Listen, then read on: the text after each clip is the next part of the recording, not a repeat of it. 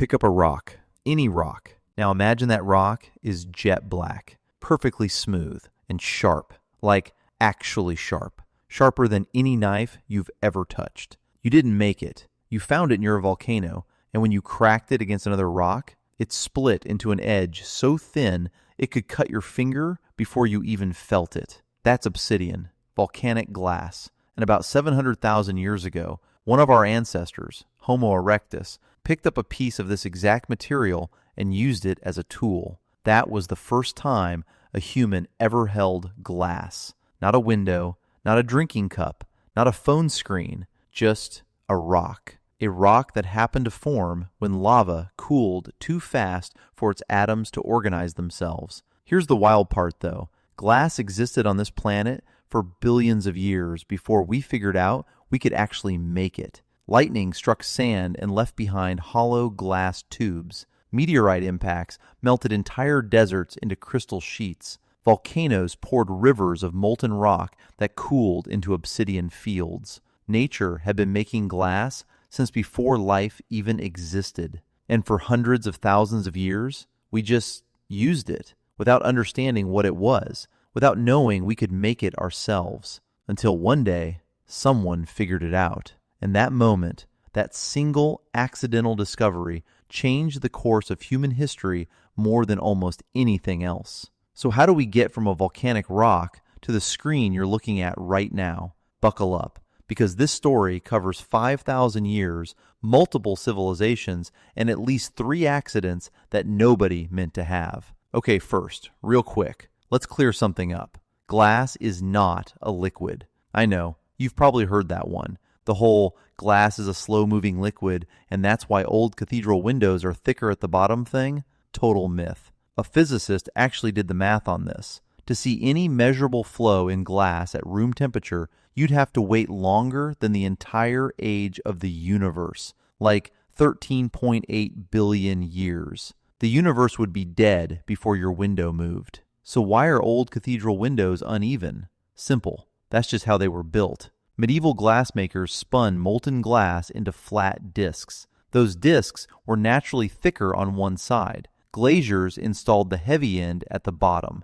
That's it. The glass didn't go anywhere. It was made that way. So what actually is glass? It's what scientists call an amorphous solid, which sounds complicated, but here's the simple version. When most liquids cool down slowly, their atoms line up into neat, organized patterns, crystals. That's how you get ice, salt, metal. But if you cool certain liquids fast enough, the atoms never get the chance to organize. They just freeze in place, chaotic, disordered, like a party that got shut down before anyone found their seats. That's glass, a material permanently caught between two states, not quite liquid, not quite crystal, just stuck. And honestly, that weirdness is exactly what makes it so useful. All right, so who actually figured out how to make glass? Here's the story most people know. A Roman writer named Pliny the Elder told it back in the 1st century AD.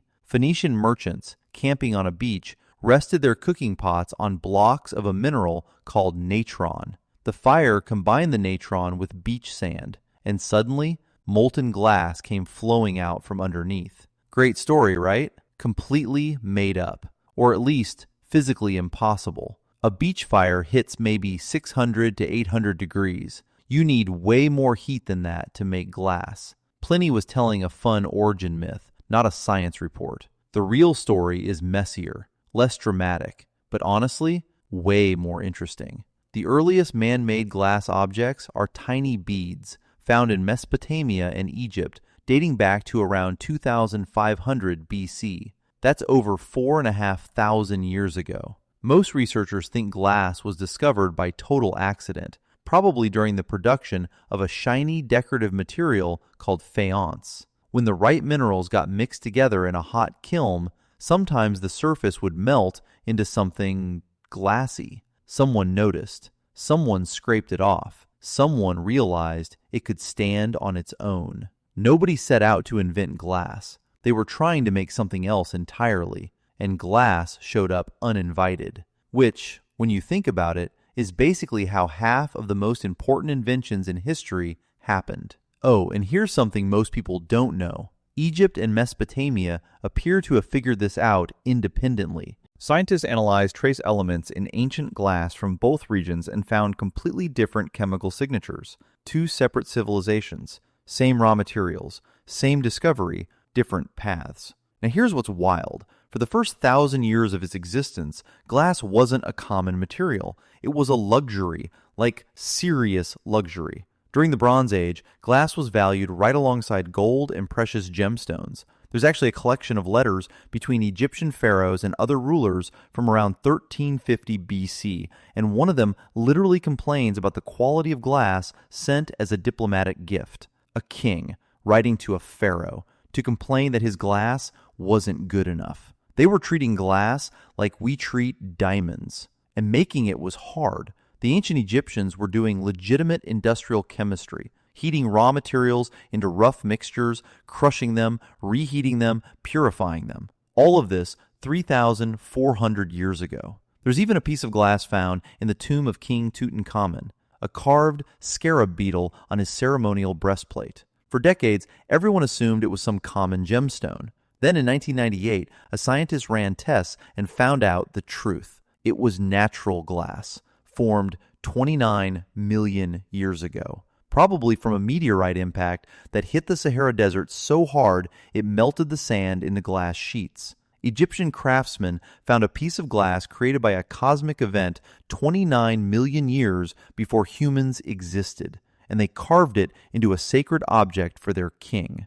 They had no idea what it was. They just thought it was beautiful. For 1,500 years, every single glass vessel on Earth was made the same slow, painful way. Shape a clay core on a metal rod, wrap molten glass around it, smooth it, let it cool, scrape out the core. Hours of work per object. Glass stayed expensive because there was no faster way. And then, around 50 BC, somewhere on the coast of modern-day Lebanon or Syria, someone put a blob of molten glass on the end of a hollow iron pipe and blew. That's it. That's the invention. Glass blowing. Before it, one vessel took hours. After it, a skilled craftsman could make one in minutes, dozens in a single day. Suddenly, glass was thinner, lighter, bigger, clearer, and most importantly, actually affordable for regular people. Glass went from a diplomatic gift between kings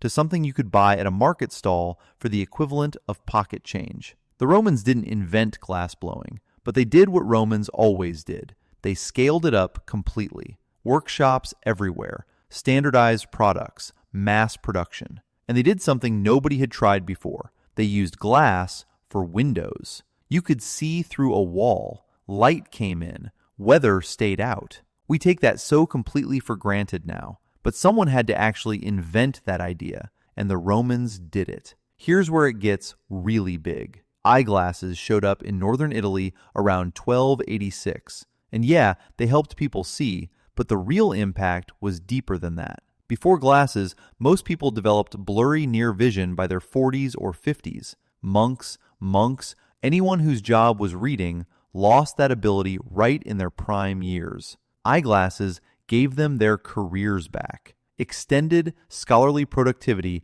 by 15 to 20 years. And then the printing press arrived in the 1450s and flooded Europe with books. More books meant more people needed glasses. More people with glasses meant more readers. More readers meant more demand for books. Glass lenses and the printing press fed each other. Without glass, mass literacy might have been delayed by centuries. But it gets even bigger. In 1609, Galileo built a telescope, two curved pieces of glass in a tube, pointed it at Jupiter, and saw 4 moons orbiting the planet. Everything in the universe revolved around Earth until someone looked through glass and proved it didn't. And on the other end of the scale, a Dutch cloth merchant named Antony van Leeuwenhoek, no formal science training, just a guy really good at grinding glass lenses, built a microscope powerful enough to see things nobody had ever seen before.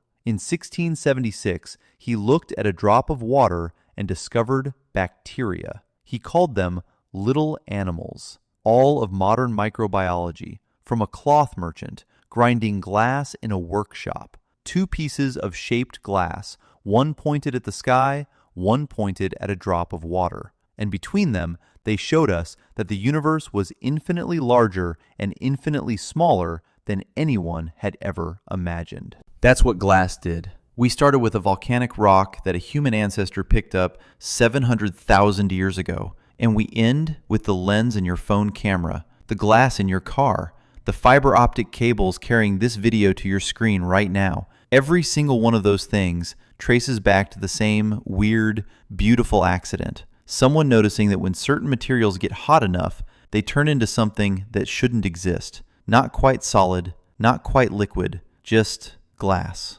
If you found this interesting, subscribe, because there are a lot more stories like this one. And honestly, most of them are even wilder.